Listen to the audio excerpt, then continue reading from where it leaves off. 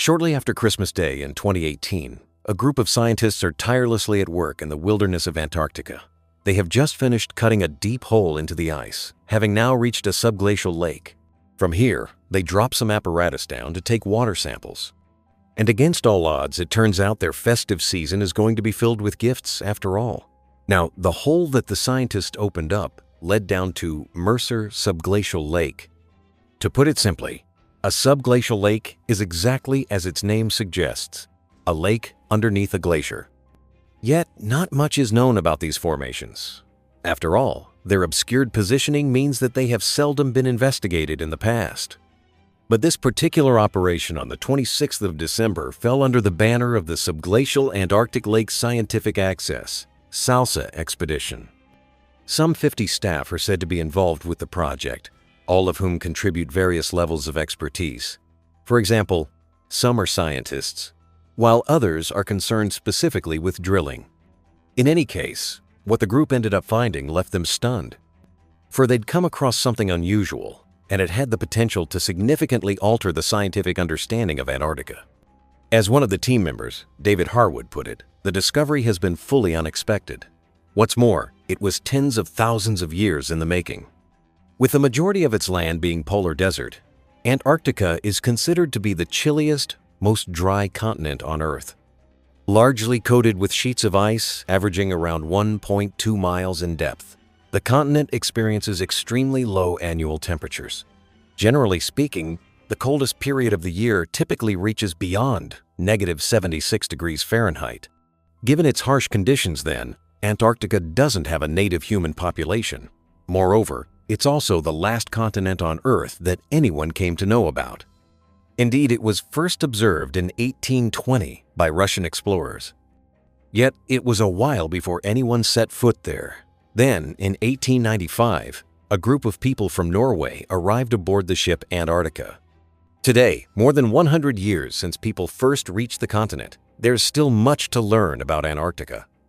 After all, the area's isolated position and the generally uninhabitable conditions there make it difficult to undertake studies. But having said that, modern technology is helping to make things a little easier.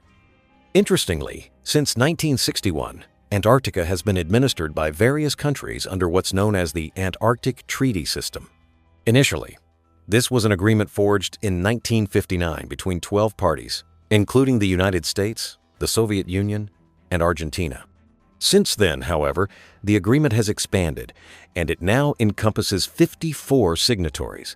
Now, the Antarctic Treaty System ensures that certain protections are in place on the continent. As a result, no military actions are permitted there, nor are countries allowed to exploit the area's natural resources. But crucially, the agreement guarantees that scientific probing of the region is allowed to take place. With this in mind, a number of scientific research bases have been established around Antarctica. These are inhabited all year round, with a number of people present depending on the season. During the winter, around 1,000 people might be found there, whereas in summer, it might be closer to 5,000. That aside, the continent itself stretches out across 5.4 million square miles, with a coastline of around 11,160 miles. As such, Antarctica is considered to be the fifth biggest continent on planet Earth. For sense of scale, we can say that it is about 1.3 times the size of Europe. Furthermore, there are a number of natural water features located across the expanses of Antarctica. For instance, the Onyx River is 20 miles long, which makes it the most significant river on the continent in terms of length. But the most considerable lake, on the other hand, is called Vostok. So, Vostok is a subglacial lake situated more than 13,000 feet beneath Vostok Station, a Russian research base. And the lake is about 160 miles in length and 30 miles in width, with an area of 4,830 square miles. This makes it the 16th most considerable lake on Earth in terms of surface area. But aside from Lake Vostok, there are just under 400 other subglacial lakes confirmed to exist throughout Antarctica. Now, one of these, of course, is the aforementioned Mercer Lake, which is located on the continent's western side. This is topped by ice, which measures up to around 3,500 feet in thickness. But there is more. Yes, because according to the journal Nature, Mercer is actually twice the size of Manhattan. and it was first accidentally stumbled upon by the Scripps Institution of Oceanography's Helen Amanda Fricker in 2007. For she noticed the body of water when she was analyzing a glacier with satellite radar technology. What's more, the lake takes its name from the Mercer ice stream, which lies underneath it. Now, crucially, Fricker is a member of the SALSA project, which concerns itself with Mercer Lake. Ultimately, the initiative seeks to understand the geological activity of the area in which the lake is situated, and it also hopes to get a handle on any life forms which might potentially be there. You see, the study of life within subglacial lakes is interesting, given the specific conditions which define them.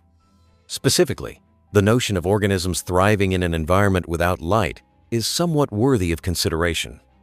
After all, many of the living things on our planet get their energy through the process of photosynthesis.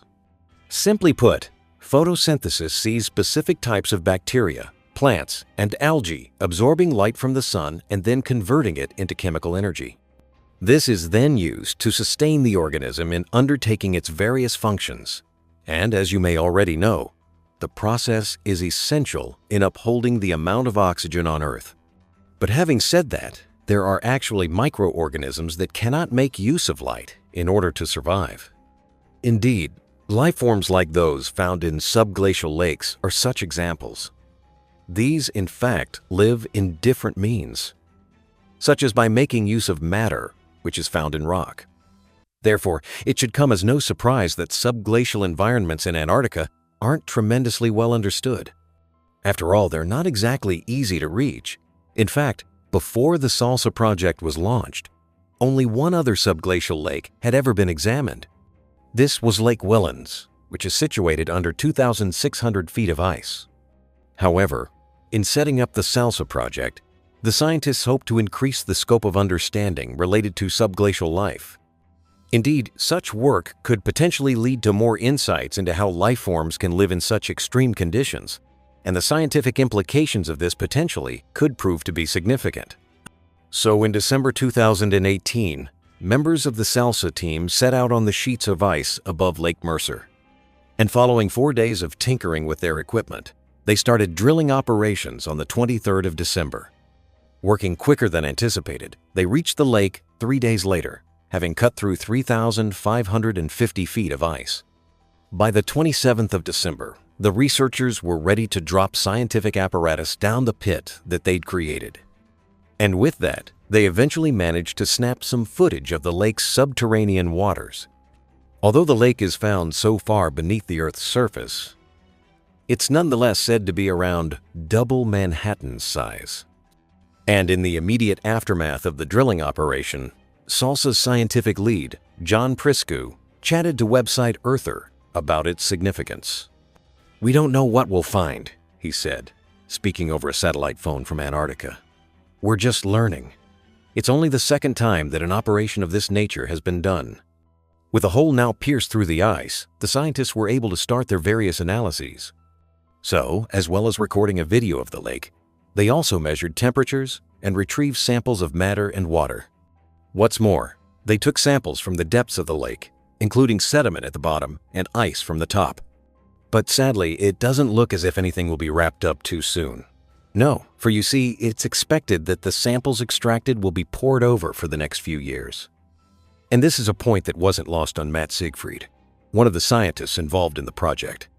"We're knee-deep right now sampling the deepest standing water body humans have ever accessed beneath Antarctica," he told Earther. "So it'll take some time to process what the most exciting part is." But despite the inevitable wait, there have nonetheless been some confirmed findings.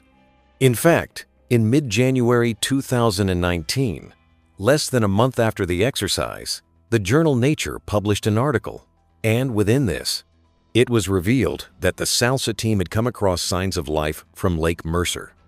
Specifically, the researchers had managed to come across the remains of a variety of minuscule creatures. For a sense of scale, the Nature journal described these life forms as being smaller than poppy seeds. But these animals were both crustaceans and what are known as tardigrades, or in layman's terms, water bearers. Now, tardigrades are considered to be microanimals, that is, creatures that can only be seen with a microscope. In fact, they've been known about since at least 1773, when German Johann August Ephraim Gose termed them little water bearers. 4 years later, Italian Lazzaro Spallanzani called them tardigrada, which translates to slow steppers. Interestingly, when they've developed fully, tardigrades tend to measure up at little more than 0.02 inches in length. To look at them, they appear quite thick and compact, with 4 legs on each of their sides. At the end of these, legs are claws, or what are known as sucking discs. Importantly, tardigrades are noted for their immense resilience against a wide variety of severe conditions. Yes, one can find tardigrades at great depths underwater, inside mud volcanoes, or, of course, in Antarctica. Indeed, they're found in places that would snuff out the majority of other organisms. So, tardigrades, it seems, are capable of surviving in the harshest of circumstances. But despite their resilience, it was nonetheless a surprise when the researchers found tardigrades and crustaceans in Lake Mercer. After all, until this point, it was suspected that only simpler organisms could survive in subglacial lakes. But now there was evidence to suggest a greater deal of biodiversity within this extreme environment. And what's more, the specific nature of the discovered organisms added to the researchers' sense of astonishment. Indeed, it was found that the tardigrades were actually similar to life forms which live in wet soils. But the crustaceans, on the other hand, may have potentially come from the ocean or from icy lakes. Also, one theory about where these life forms' ancestry comes from is that they once lived in the waters of the nearby Transantarctic Mountains. This would have been during one of Antarctica's warmer stretches of time, perhaps 10,000 or 120,000 years ago. And when the place got colder, these microanimals would then have been covered by ice. But the theories of how these creatures ended up at Lake Mercer are debatable, for now at least. Yet some light might be shed on the matter if the SALSA researchers managed to figure out the microanimal's age. Indeed, and this could help inform scientists on the history of Antarctica's glaciers. What's more, experts, aside from SALSA members, have given their reaction to the initial findings. For instance, Slavik Tlazic, a glacier specialist from the University of California, was involved with the 2013 study of Lake Whillans. And although he has worked in the field for several decades, he has never seen anything like the discovery at Lake Mercer. "This is really cool," he told Nature. It's definitely surprising. To add to that, Tlazic has suggested that the ancient microanimals ended up in Lake Mercer after being swept there by rivers. Another proposition is that they may have been drawn along by a glacier moving away from the nearby mountains. However, there's still some need for caution. It seems as the creatures could have gotten there via another route entirely. Yes, because Salsa's preschool said that they might merely have emerged as a result of contamination via his team's instruments. "I'm pretty cautious about making claims," he told Nature. Nonetheless, if the creatures were actually found to have come from Lake Mercer, it would be a real wow moment. On the 5th of January, 2019, the SALSA team closed up the hole that they made and left the site. From that point on, their work slowed up a little, with analysis taking more time to complete. And various techniques are now being employed, methods which will hopefully shed light on the creature's age and DNA. So there are still many questions that need answering about the discovery at Lake Mercer. In fact, there's even the possibility that organisms live there today. But scientists have at least made a start in their quest for understanding, using a mere teaspoon sample from the depths. And just imagine if they managed to take home even more material next time around. Well, we could be in for a real big treat. Antarctica is, of course, the source of much curiosity. When some internet researchers spotted a strange alleged object on the Antarctic ice, for instance, their thoughts turned to visitors from another world. Yes, using satellite technology, enthusiasts thousands of miles away speculate on the object's mysterious origins. But was the phenomenon evidence of visitors from outer space? Or was something more mundane responsible? Ever since humankind began looking to the stars, we've dreamed about alien civilizations that might exist in the farthest reaches of the universe. And as time's passed, our obsession has grown from science fiction into a genuine search for extraterrestrial life.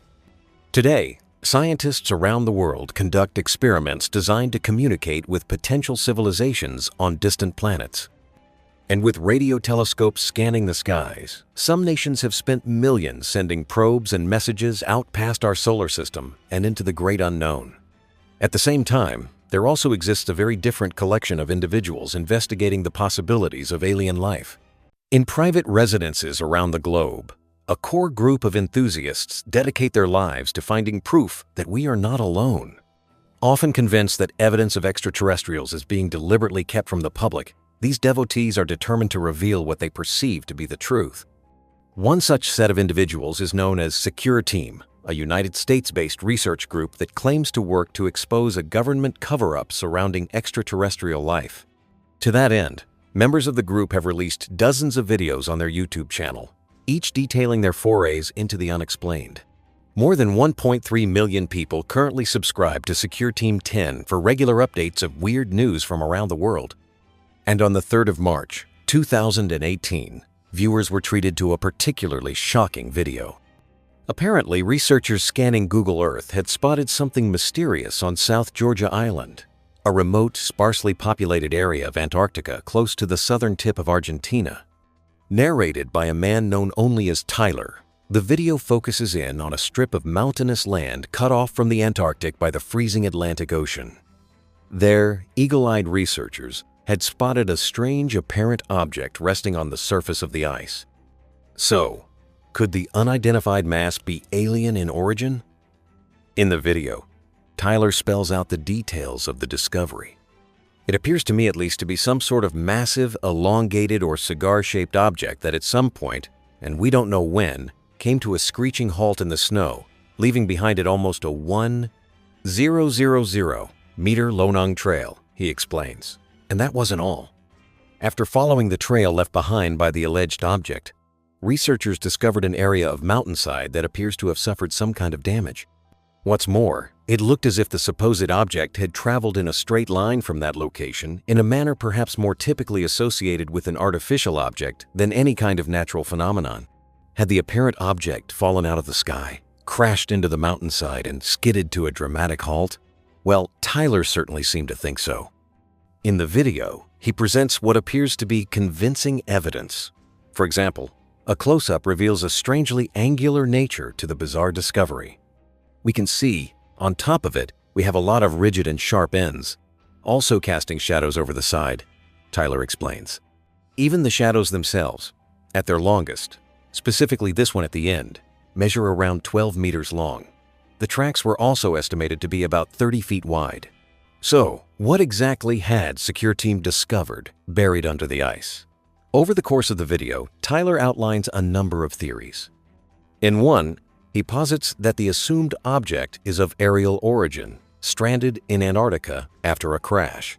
In another hypothesis, he suggests that the alleged object may have actually burst out of the mountain itself, perhaps after having been buried there by persons unknown. Interestingly, the researchers have been unable to determine whether or not the supposed object was permanently abandoned on the Antarctic ice. In fact, because the image is the result of a single satellite snapping pictures as it orbits the Earth, it is impossible to tell if the anomaly was captured mid-movement or after it had apparently ground to a halt. Either way, it isn't the first time that strange goings-on in Antarctica have been attributed to visitors from another world. Back in April 2018, a writer for the website UFO Sightings Hotspot claimed to have seen something unusual off the coast of the frozen continent. Allegedly, it was an iceberg with so many strange features that it might not have been natural at all. According to the writer, the discovery did not line up with any of the usual geological classifications associated with icebergs. Moreover, old satellite images of the area showed that the feature was a relatively recent addition to the landscape. This object is really peculiar, the article claimed, and looks like a vessel disguised as an iceberg. Meanwhile, in February 2018, researchers at Secure Team had made another strange discovery in Antarctica. Apparently, they had used a commercially available heat map to identify an area of unexplained activity in a remote part of the continent, and if the research group are to be believed, the anomaly could be proof of a secret underground base. According to some conspiracy theorists, Antarctica is something of a hotspot for these supposed secret bases. Why? Because it provides an area away from prying eyes. where it is suggested the government can carry out all manner of nefarious deeds, including dealing with alien technology and crashed UFOs. But is there any truth to any of these claims? Unsurprisingly, to date, the United States government has always denied having engaged in any secret dealings with visitors from other worlds. But of course, that hasn't stopped internet theorists from continuing to speculate, and easy access to satellite footage from around the world has seemed to further feed their imaginations. So, what's really shown in Secure Team's video of the strange apparent object and its trail across the ice? Although UFO enthusiasts seem keen to deem the phenomenon alien in origin, others have been quick to suggest a more prosaic explanation. In fact, one commenter who claims to have formerly been a photographer at a nearby research station attributes the anomaly to nothing more than a quirk of the local geology. As the user explains in the comment section of the video, I can confirm 100% that what you see in the image is just the result of a glacial slide. Sorry. However, that doesn't seem to have dented the popularity of the video, which has racked up 2.3 million views to date. And while the vid is unlikely to convince any skeptics, it's enough to keep many dreaming that the truth really is out there. But remarkably, this isn't the only discovery that sparked conspiracy theories of alien spaceships. Treasure hunter Daryl Miklos, for example, claimed that he'd identified such an object hidden beneath the waves of the Bermuda Triangle, and the evidence, you may well find, is rather compelling. It was actually a search for Old English shipwrecks that had led Miklos to the Bahamas. But as a treasure hunter roved the seabed inside a high-tech submersible, he laid eyes on something unexpected. Incredibly, he'd found a vast and unfathomable structure that appears to be neither natural nor man-made. What the structure is, where it's come from, and who or what may have built it were a complete mystery. The Bermuda Triangle, also nicknamed the Devil's Triangle, has a notorious reputation for weird happenings. The area in question covers a triangular stretch of ocean between the southern tip of Florida and the Caribbean islands of Bermuda and Puerto Rico, and it is, according to popular myth, a vortex of unexplained disasters. In fact, some 75 aircraft, together with ocean-going vessels numbering in the hundreds, have gone missing there, and yet nobody really knows why. There are theories, of course, and they range from the mundane to the outright bizarre. Some blame the disappearances on natural forces, such as the Gulf Stream. Others posit otherworldly involvement. And while skeptics may balk at such outlandish conjecture, in 2018 Miklos located an enormous unidentified submerged object, USO, on the seabed inside the triangle. Could it be, then, that those alien-related theories were suddenly rendered not as far-fetched as they first appeared? A 55-year-old professional salvager, Miklos has spent decades roaming the oceans in search of sunken treasure. Indeed, nautical travel appears to be in his blood. At the age of 7, he snuck on board a boat jointly belonging to his uncle and father and joined them on a mission to salvage NASA booster rockets. Then later, his father introduced him to Gordon Cooper, a famous astronaut, and the pair became good friends. In fact, starting in 1997, Miklos and Cooper collaborated on a string of projects that took them all over the Americas. They explored and recovered shipwrecks in the Caribbean. They staged expeditions to ancient ruins in southern Mexico. And they built boats in the US, Canada, and beyond. Then, in 2004, Cooper died at the age of 77. But before he died, he apparently gifted a collection of rare treasure maps to Miklos. Cooper, who participated in Project Mercury, became the first US citizen to be televised from space. And interestingly, part of his work for NASA involved long-range espionage. Specifically, he was assigned the task of scanning the Earth and its oceans for unusual magnetic readings that might indicate the presence of Soviet nuclear facilities. But Cooper then allegedly used that data to compile treasure maps. Then, over 4 decades later, the maps formed the basis of Cooper's Treasure, Miklos' Discovery Channel documentary series. In the first season, the maps led Miklos to what appeared to be an anchor belonging to a Christopher Columbus vessel, and he subsequently located scores of shipwrecks with a value of millions of dollars. However, it was during filming for the second season that Cooper's maps led Miklos to something very different indeed. I investigated some of Gordon's charts. Miklos told the Daily Mail in August 2018, and I realized that there was something else on there that he was referring to. Indeed, instead of labeling this particular anomaly a shipwreck, Cooper had apparently marked it with the compelling words, "unidentified object." But it wasn't until Miklos got up close to the object that he reportedly realized quite how unusual it was. "It's a formation unlike anything I've ever seen related to shipwreck material. It was too big for that," he told the British newspaper. "It was also something that was completely different from anything that I've seen that was made by nature." Miklos had stumbled upon an enormous USO that resembled a steep wall cliff, with 15 arms in 3 groups of 5. Each protrusion was, the explorer said, the size of a gun on a battleship. And as he explained to the Daily Mail, "I have years of experience at doing this, and we've identified multiple different types of shipwreck material. But this doesn't match or look anything like that." The object is also covered in a dense layer of coral, which is itself something of a mystery. Scientists working for Miklos claim that reefs can't grow in such formations on their own, and therefore that they must have been formed on top of a substructure. The experts, in addition, say that the coral might be thousands of years old, which suggests that the structure below the waves cannot be man-made. But if that's the case, then what could it be? Miklos wondered if Cooper might have secretly known what it was, or at least had an inkling. As the treasure hunter told the Daily Mail, "It made sense to me why it wasn't identified as a shipwreck on the chart. He, Gordon Cooper, had to mean it might be something from another world." Gordon believed in aliens. He believed that we had visitors from other planets. He also believed that a lot of these things landed in this particular part of the world. Certainly, Cooper professed to have sighted numerous UFOs during his career in the U.S. Air Force and was vocal in his belief in extraterrestrial phenomena. He also claimed that the U.S. government was hiding critical information about UFOs, and he believed that aliens had handed on technology to Earth governments via emissaries from other worlds.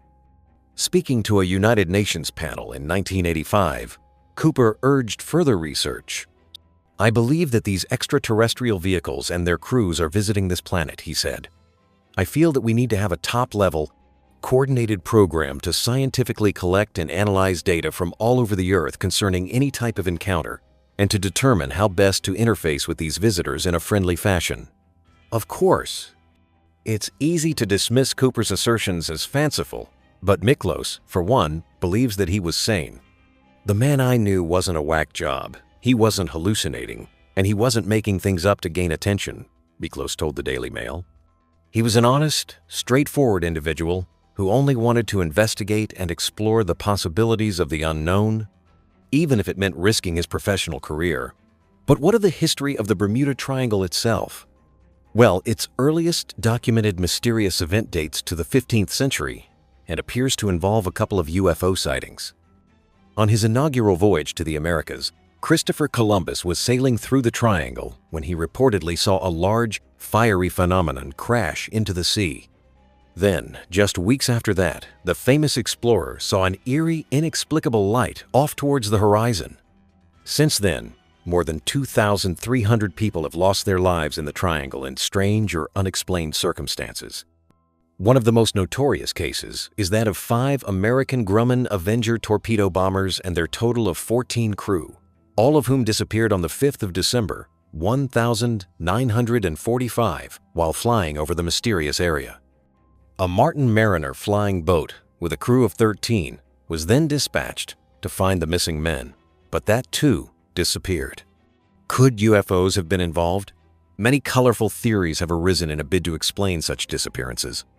Indeed, one such theory even suggests that remnants of sunken technology from the lost civilization of Atlantis are to blame. However, it is quite likely that nothing mysterious is happening at all. Considering the fact that the Bermuda Triangle figures as among the world's busiest shipping routes, the number of wrecks in the area is probably not statistically significant. That doesn't, however, mean that Miklos's USO should not be investigated further. And yet, much may depend on whether the Discovery Channel orders a new season of Cooper's Treasure from Ample Entertainment, the production company responsible for the program. "I don't feel like we've even scratched the surface of what's in Cooper's files," says one of the company's founders, Ari Mark, to the Daily Mail. But that's what we hope to do in a third season. Naturally, Miklos wants to solve the supposed mystery too. I want to see what it is because it may be nature-made, just a freak of nature, he said. But given its placement in this particular part of the Caribbean, and given what Gordon told me about visitors from another planet, and the things that I've seen, I think it's definitely worth investigating.